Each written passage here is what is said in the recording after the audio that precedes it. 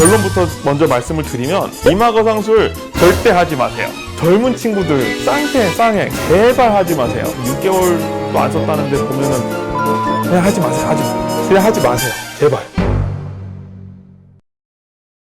안녕하세요. 미나성형외과 사정호 원장입니다. 거울을 볼 때 얼굴이 조금씩 처지는 것 같은 그런 느낌을 받으실 때가 있으실 거예요. 눈가와 눈꺼풀이 처져서 여러 가지 수술들을 고려하시게 될 텐데 이마거상 이런 거를 추천을 받으셨다고 많이들 말씀을 하세요. 결론부터 먼저 말씀을 드리면 이마거상술 절대 하지 마세요. 왜냐? 그 이유 지금부터 설명드리도록 하겠습니다. 먼저 눈꺼풀 주위에 할 수 있는 수술에 대해서 설명을 드리도록 할게요. 우선 가장 흔하게 하는 수술은 흔히들 얘기하는 쌍꺼풀 이런 거. 피부가 처지기 시작을 하면 이게 기존에 쌍꺼풀이 없으셨던 분들이 좀 애매하게 생기시는 경우들도 있고, 아니면 원래 쌍꺼풀이 있으셨던 분들 같은 경우 이게 좀 찌그러지면서 여러 개의 주름이 생길 수도 있고, 자, 이런 경우에 이게 좀 이렇게 늘어지거나 하면은 그거를 제거를 하면서 쌍꺼풀을 하나로 딱 정리를 해주면은 훨씬 더 깔끔한 그런 모습이 나타납니다. 그 다음에 상안검 쪽에 할 수 있는 수술로는 눈썹화 거상술이 있습니다. 자, 눈썹화 거상술은 말 그대로 눈썹 밑에 절개선을 넣어서 잉여 피부를 제거를 함으로써 늘어진 피부를 당겨서 보다 시원한 눈을 만드는 그런 효과를 냅니다. 눈썹화 거상의 장점은 붓기가 그렇게 오래 가지를 않습니다. 그냥 여기 눈썹인데 좀 찢어진 거 그냥 꼬맨 그냥 거의 그 정도의 붓기 정도밖에 안 가기 때문에 회복이 굉장히 빠른 장점이 있고요.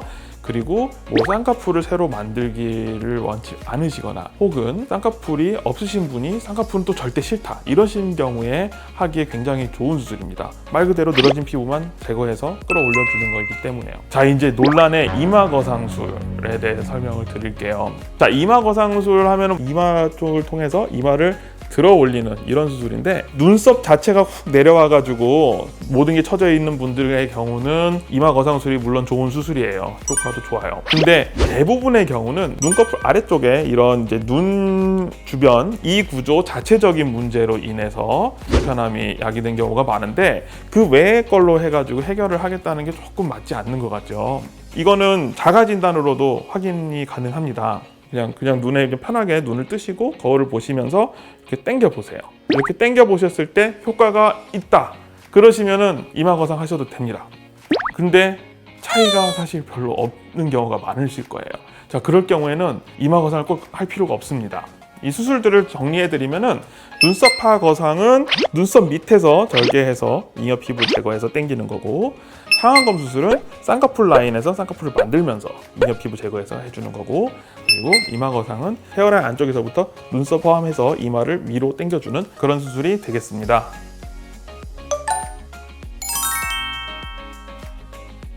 그러면 누가 어떤 수술을 해야 될지 설명을 간단하게 드릴게요. 눈썹화 거상 같은 경우는 쌍꺼풀의 변화 또는 없던 쌍꺼풀이 생기는 게 싫으신 분들, 빠른 회복을 원하시는 분들이 좋겠습니다. 상안검 수술 같은 경우는 이제 쌍꺼풀이 이제 여러 겹이 졌거나 아니면 쌍꺼풀이 전혀 없는데 좀 쌍꺼풀을 원하시거나, 그 외에 눈꺼풀이 좀 많이 두툼하신다거나 지방 이런 것도 좀 해결을 해야 되시는 분들의 경우는 상안검 수술을 하는 게 조금 더 자연스러운 결과가 나올 겁니다. 예전에는 어르신들만 하는 이런 수술이라고 이제 많이들 아시지만, 요새는 그 해당 연령층이 많이 내려왔어요. 그 쌍태, 쌍행, 그거 누가 개발했는지 모르겠는데 진짜 그것 때문에 다 늘어져가지고 벌써 한 고등학생들 이제 수능 전후 해가지고 오시는 분들 보시면 이미 완전히 엄청 늘어지신 분들이 많이 계세요.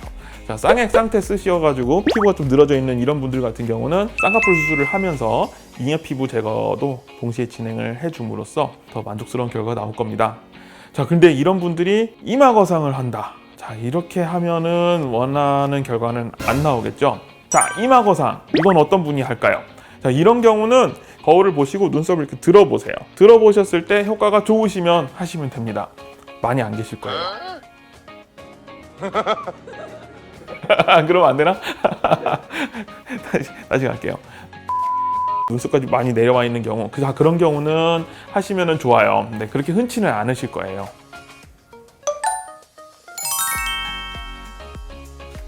같이 해도 좋은 수술을 제가 말씀을 드리면, 보통 처지는 분들 같은 경우 보면은 피부만 처지는 게 아니라 안에 있는 눈 뜨는 근육이랑 이런 게 눈 크기도 예전에 비해서 작아지는 경우가 있으세요. 그래서 이제 상안검 수술을 하면서 흔히 많이 같이 하는 게 이제 눈매 교정 같은 걸 통해 가지고 눈 크기를 자체를 살짝 띄워서 훨씬 더 시원한 그런 효과를 낼 수가 있습니다. 눈 밑에 지방이 많이 볼록하신 경우 그런 분들 많이 보면은 오히려 악광대 부분은 또 상대적으로 조금 이제 좀 꺼져 있으신 분들이 많이 계세요. 그러면 굴곡이 심해서 이 굴곡차 때문에 사실 또 조금 피곤해 보이고 이런 부분이 있는데, 하안검 수술을 하면서 이 밑에 꺼져 있는 부분, 앞볼 부분에 이런 부분에 지방 이식을 같이 하시는 것도 그 수술 결과를 배가시킬 수 있는 그런 방법입니다. 같이 해서는 안 되는 수술이 있는데요. 이제 제가 생각하기에는 하안검 수술을 할 경우에 그 밑트임을 한다든지 이거는 같이는 안 했으면 좋겠어요. 밑트임을 하게 되면은 그 수술의 방향과 반대 방향으로 가게 돼서 자칫 또 위험한 뭐 눈꺼풀이 뒤집어진다든지 이런 위험성도 어느 정도 아주 약간 증가할 수는 있기 때문에 그래도 한 6개월 이상 지나고 추가적인 수술을 진행하는 것을 추천을 드립니다. 우선 눈썹파 거상술 같은 경우는 그렇게 많이 붓지 않아요. 일주일째 실밥을 뽑고 나면은 제가 볼 때는 바로 복귀하시는 데는 문제는 없으리라고 봅니다. 상안검 같은 경우는 이야기가 좀 달라요. 이제 일반적인 그냥 칼집만 내서 수술하는 절개쌍꺼풀이랑 다르게 저희가 이제 피부 같은 걸 제거를 하잖아요. 이게 이제 피부도 제거하지만 주변 조직도 제거를 하고 뭐 배치도 하고 하기 때문에 많이 부어요. 개인차가 심해서 평균적으로 대략 한두 달 정도면은 거의 대부분의 경우는 괜찮다 생각을 하시면 될 것 같습니다. 오늘 상안검, 눈썹파 거상 그리고 이마 거상술에 대해서 설명을 드렸습니다. 상안검 수술, 눈썹파 거상술 뭐 이런 거에 대해서 더 알고 싶으신 분들 계시면 밑에 댓글에 남겨주시면 답글을 잘 남겨드리도록 하겠습니다. 지금까지 미나성형외과 차정원장이었습니다. 감사합니다.